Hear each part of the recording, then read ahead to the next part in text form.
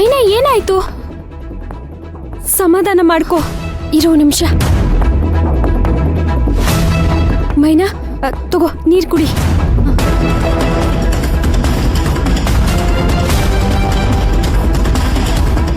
ಏನಾಯ್ತು ಮೈನಾ? ಯಾಕೆ ಕೂಕೊಂಡೆ?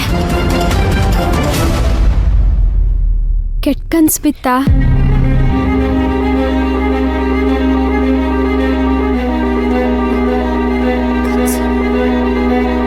ಕೆಟ್ಟ ಕನ್ಸು?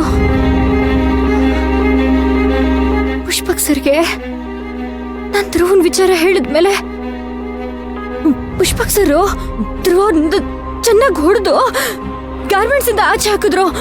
ನನ್ನನ್ನ ಗೋಡೌನ್ನಲ್ಲಿ ಕೂಡ ಹಾಕ್ಬಿಟ್ರು.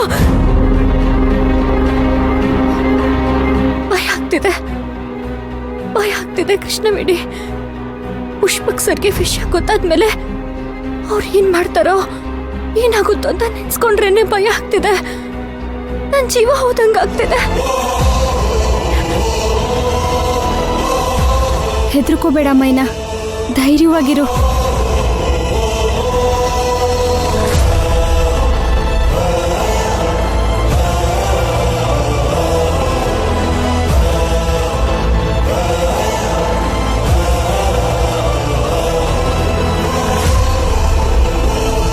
ಮೈನಾ, ಒಳ್ಳೆಯವ್ರಿಗೆ ಯಾವತ್ತಿದ್ರೂ ಒಳ್ಳೇದಾಗೇ ಆಗತ್ತೆ.